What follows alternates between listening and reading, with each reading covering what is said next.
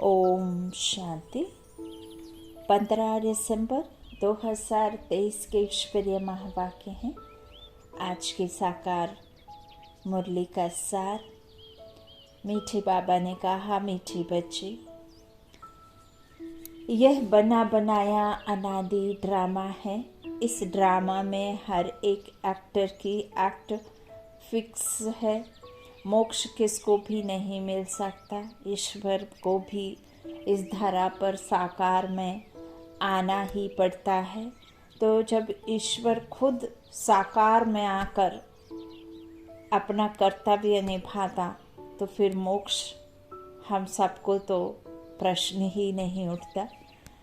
प्रश्न है मुरली का, शिव बाबा शरीरी है, वह शरीर में किस लिए आते हैं। बहुत ही सुंदर उम्दा प्रश्न है। बहुत सारे भाई बहनों के मन में यह उठता होगा। तो आज परमात्मा ने आपके मन की बात को साकार मुरली में साकार किया। तो शिव बाबा अशरीरी है, वह अशरीरी में किस लिए, शरीर में किस लिए आते हैं, कौन सा काम करते हैं और कौन सा नहीं। उत्तर में प्यारे बाबा ने कहा, बच्चे, मैं इस शरीर में तुम्हें सिर्फ मुरली सुनाने आता हूँ। मैं मुरली सुनाने का ही काम करता हूँ। मैं खाने पीने के लिए नहीं आता हूँ। मैं आया हूँ तुम्हें नई राजधानी देने। बाकी स्वाद तो इनकी आत्मा लेती है। हम कुछ भी बाबा को ब्रह्मा बाप के द्वारा भोग लगाएं, चाहे गले में हार पहनाएं, चाहे फूलों को फूलों से स्वागत करें, चाहे आप कुछ भी भेंट करें, तो परमात्मा कहते हैं आपकी भेंट मैं नहीं स्वीकारता हूँ, मैं अभोक्ता हूँ। ब्रह्मा बाप की आत्मा चाहे भोग हो चाहे हार हो, ये स्वीकारते हैं। बाबा का काम सिर्फ मुरली सुनाना, ज्ञान देना, ज्ञान से आत्मा को पवित्र करना, इस बंजर भूमि आत्मा को सोचने की तरफ सोचना करना। जो जागती ज्योत आती है, इस बुझी हुई ज्योत को जलाने के लिए ज्ञान घृत डालकर इस ज्ञान मुरली के द्वारा उसको उजाले की ओर ले जाती। तो बाबा कहते हैं, मैं तो अभोक्ता हूँ, मैं नई राजधानी तुम्हें देता हूँ। गीत है छोड़ भी दे सिंहासन, आकाश सिंहासन। ओम शांति।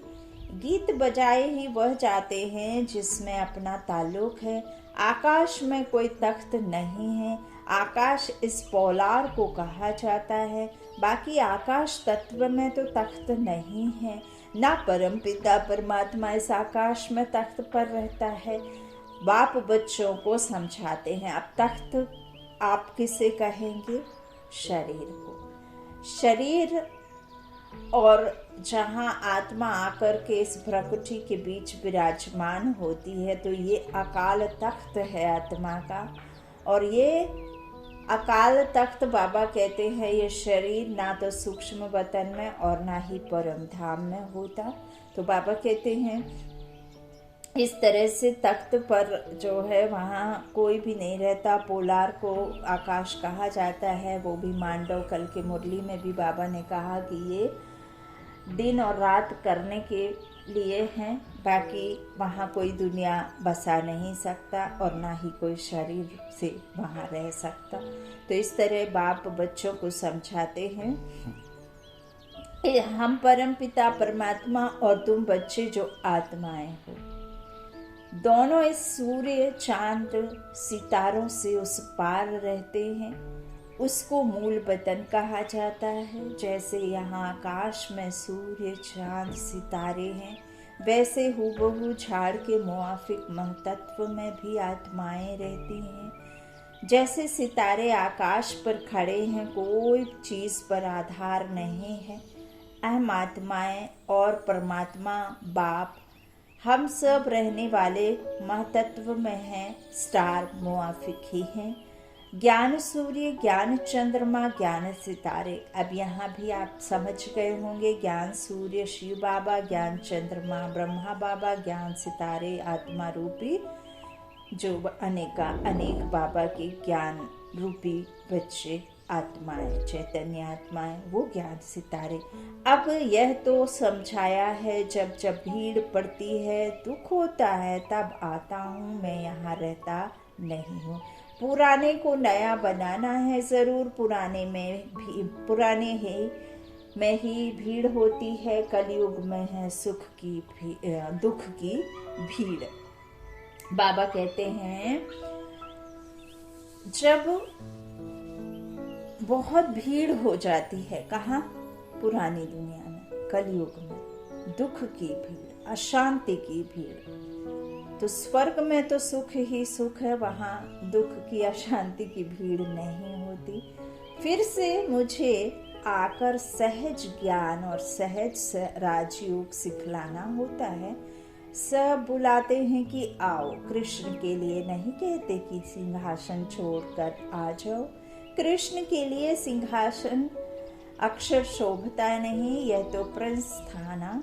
सिंहासन तब कहें जबकि राजगद्दी मिले। हाँ, छोटे बच्चे को बाप गोद में, बाजू में बिठा सकते हैं, तो बाप आत्मा तो वहाँ हो नहीं सकती, तो बाप समझाते हैं आत्मा मूल बतन में स्टार मुआफिक है, फिर वहाँ से नंबरवार आती रहती हैं। यहाँ जैसे जैसे सृष्टि रंगमंच पर नाटक के अनेक एक्टर्स की एंट्री होती जाती है, विस्तार को होते जाते हैं, बड़ा नाटक होता जाता है, वैसे वैसे वहाँ से आत्माएं आती जाती हैं। शुरुआत में बाबा ने बता ही दिया है कि 8 डिनेस्टी होती है, प्रजा भी होती है, 9 लाख वहाँ पर होते हैं।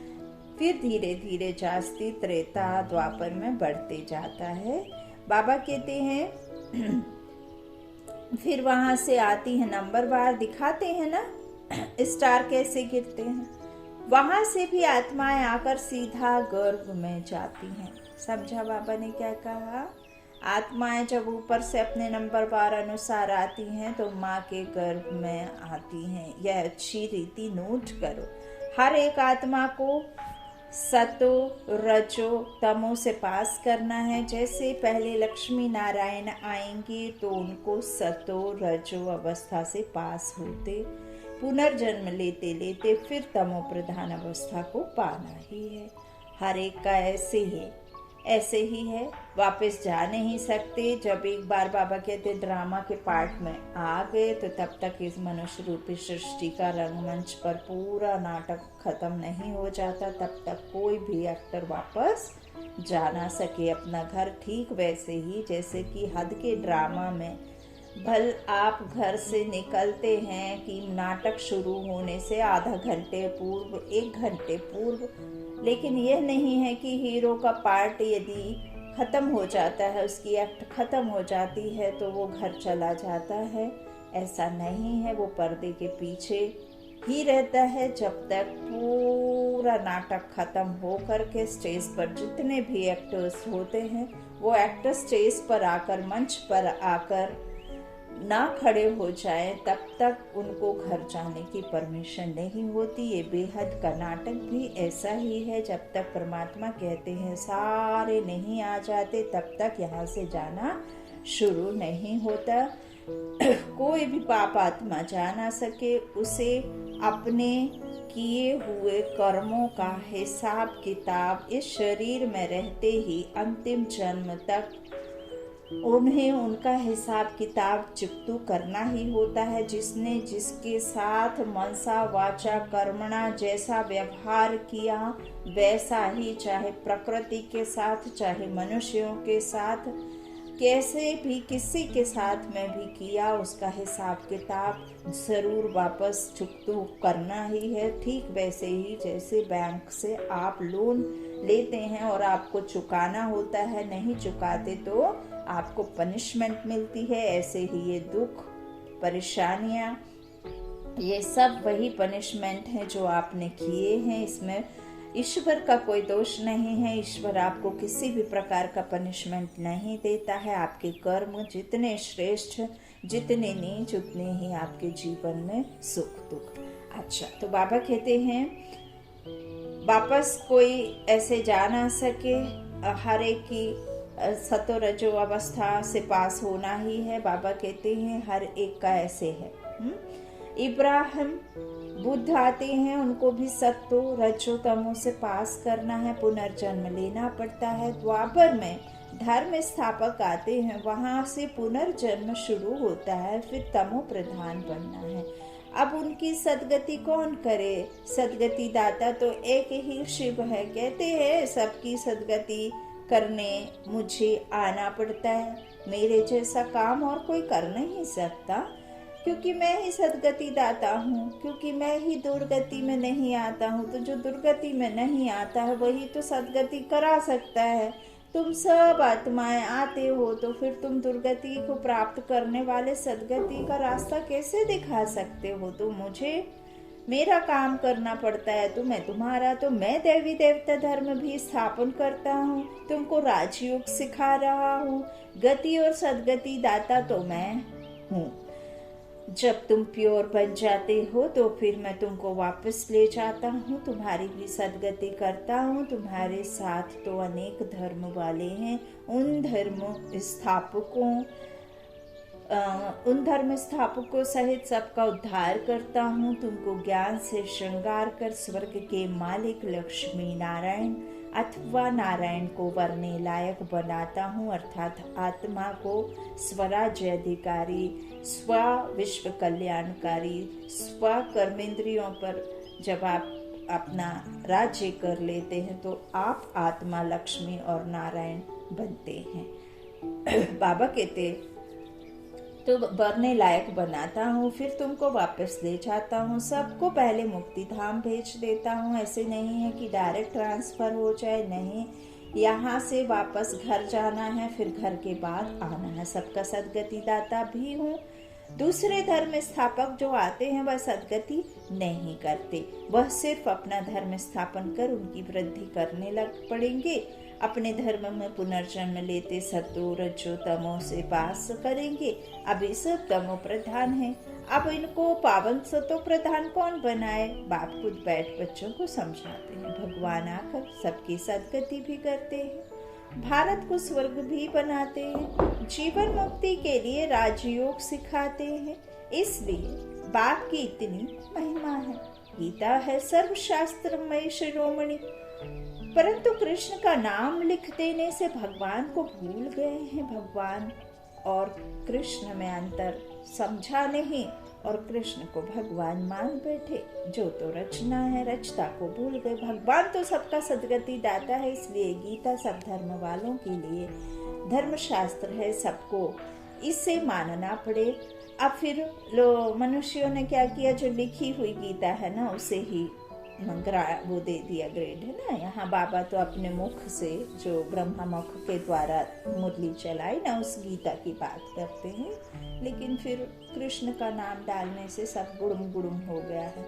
तो बाबा कहते हैं उनकी ही गीता सदगति देने वाला है ही एक, उनकी ही गीता है। हाँ, तुम बच्चों को सदगति का ज्ञान दे रहे हैं। गीता में शिव का नाम होता है तो सब धर्म वालों का यह शास्त्र होता।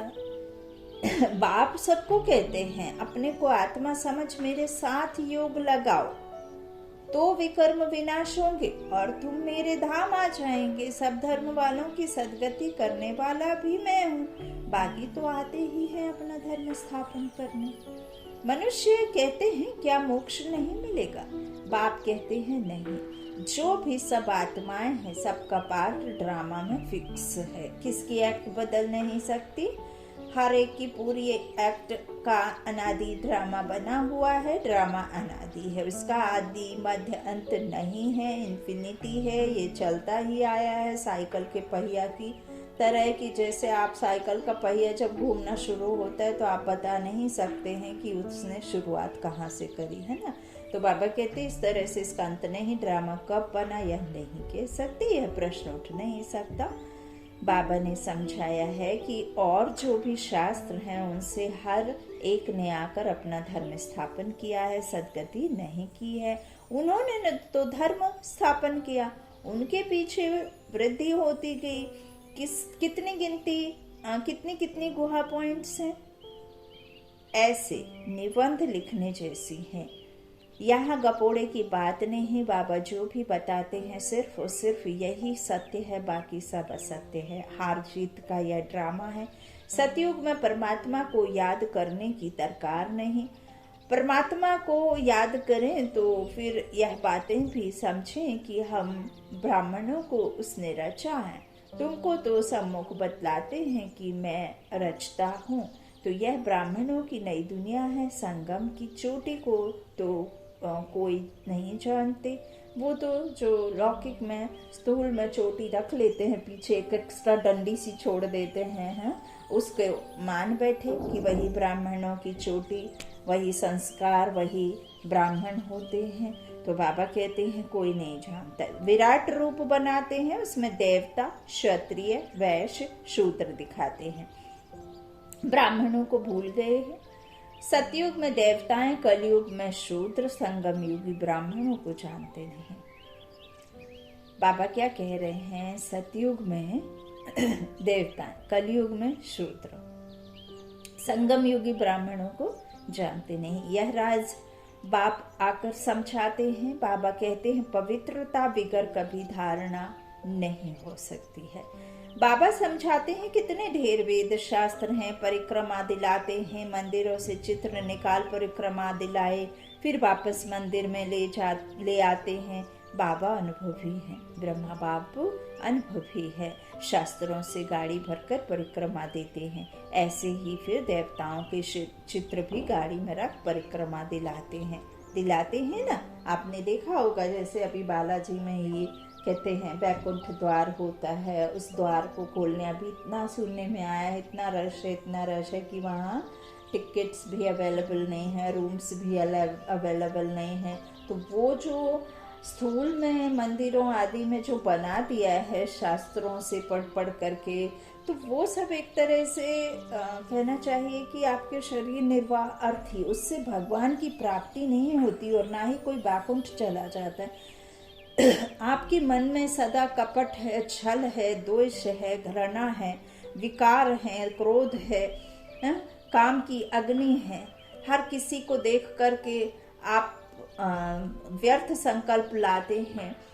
अच्छे में अच्छा, बुरे में बुरा नहीं, और सिर्फ बुरा ही देख रहे हैं। तो इस तरह से बाबा कहते हैं आप उस स्थूल द्वार में घुस जाते हैं, तो उससे आपको वैकुंठ का रास्ता और वैकुंठ पहुंचने का जो है पक्का हो जाएगी क्या टिकट। तो यह सब गपोड़ा है, असत्य है। बाप सत्य बताते हैं। बाबा कहते हैं इस तरह से जो देवताओं के चित्र भी गाड़ी में रख परिक्रमा दिलाते हैं। अरे वो देवताएं जिनमें चैतन्य आत्मा ही नहीं है, प्राण ही नहीं है, सिर्फ जड़ चित्र हैं, उन जड़ चित्रों को यदि आप परिक्रमा गाड़ी में लगा करके करवाएंगे भी, तो वो जड़ चित्रों को तो खुद भी नहीं पता कि उनको किसने बनाया, कहाँ थे, कैसे हैं, अभी हैं भी नहीं, यहाँ ही हैं, कहाँ। तो ये सब जो बाबा कहते हैं देवी देवता के चित्र जो है मंदिरों में, वो सब पूर्वज आत्माएं होकर गए, पास्ट देवी देवता थे, अब नहीं है, अब वापस मैं आकर के बना रहा हूँ, वैकुंठ के लिए उस आत्मा को तैयार कर रहा हूँ। जो बिरादरी के होंगे वो आ जाएंगे। कितना सहज सरल बाबा का ज्ञान, धारणा, श्रीमत सब कुछ है। तो बाबा कहते ये सब जो परिक्रमा दिलाते, यह सब है भक्ति मार्ग। तुम हो शिव शक्तियाँ, तुम सारे विश्व की सदगति करती हो, परंतु यह कोई जानते नहीं कि दयालवाड़ा मंदिर हूबहू इन्हों का यादगार है। ऐसा मंदिर कहीं नहीं है। जगदम्बा है, शिव बाबा भी हैं, शक्तियों का चबूतरा भी बना हुआ है। भक्ति मार्ग में फिर से ऐसे मंदिर बनेंगे, फिर विनाश होगा, तो यह सब खत्म हो जाएगा। सतयुग में कोई मंदिर होता नहीं, यह सब भक्ति मार्ग का विस्तार है। ज्ञान में तो चुप रहना है, एक शिव बाबा को याद करना है, ये गुप्त है। बाबा गुप्त, आत्मा गुप्त, पढ़ने वाली और पढ़ाने वाली। बाबा कहते हैं सब कुछ गुप्त है, याद भी गुप्त है, स्थापना भी एक तरह से गुप्त ही हो रहा है। परमात्मा भी गुप्त ही आया है, साधारण तन में आया है, कल्प कल्प जिस तन में आता उसी में आया है। अच्छा, तो बाबा कहते हैं भक्ति जो है वो है विस्तार, ज्ञान में तो चुप रहना है। एक शिव बाबा को याद करना है, शिव बाबा को भूल औरों को याद करेंगे तो अंत में फेल हो जाएंगे। फेल नहीं होना है। मनुष्य मरते हैं तो उनको कहते हैं राम राम कहो, परंतु ऐसे याद आता नहीं है, फिर भी गाया जाता है अंतकाल जो नारायण सिमरे। बात अभी की है, भंभोर को आग तो लगनी है। अंतकाल जो नारायण सिमरे बरोबर। अब तुम समझते हो हम नारायण व लक्ष्मी को वरेंगे, स्वर्ग के लिए तैयार हो रहे हो। बाबा बगैर यह ज्ञान कोई दे नहीं सकते। यह बाबा भी कहते हैं कि अब इस हमको श्री बाबा ने बताया है। इनको शक्ति सेना व पांडव सेना कहा जाता है। पांडव नाम है महारथियों पर, शक्तियों की फिर शेर पर सवारी दिखाते हैं। शक्तियों की शेर पर सवारी दिखाते हैं। तो बाप कहते हैं जैसे कल्प पहले सहज राजयोग सिखाया था, हूबहू इसी प्रकार सिखा रहा हूँ।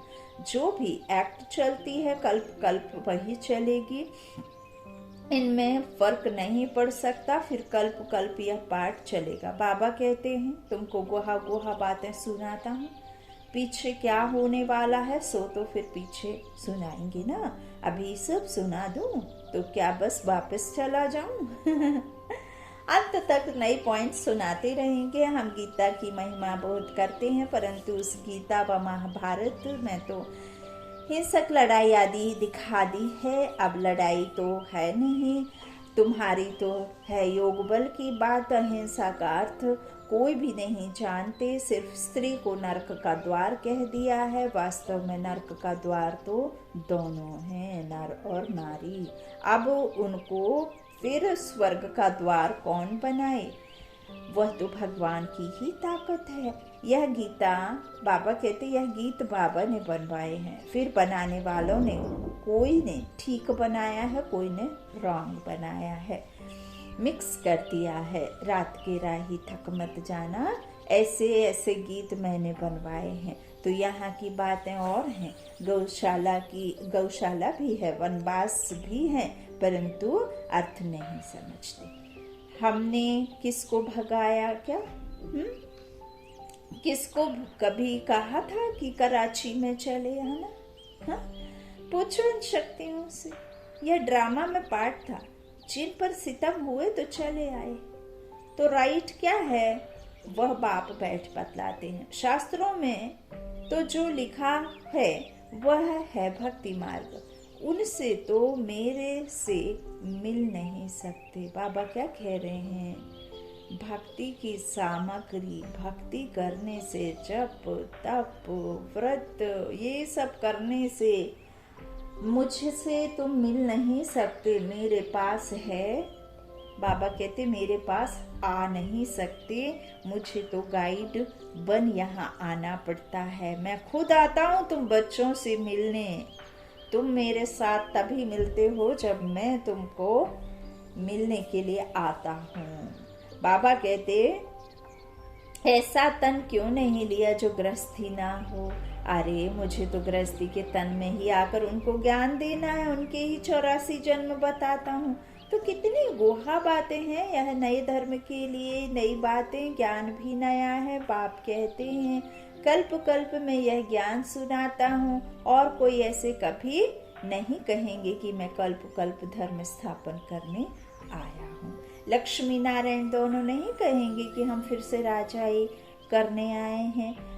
वहाँ यह ज्ञान ही प्रायः लोप हो जाता है। देवी देवताओं के साथ ज्ञान जाता नहीं है।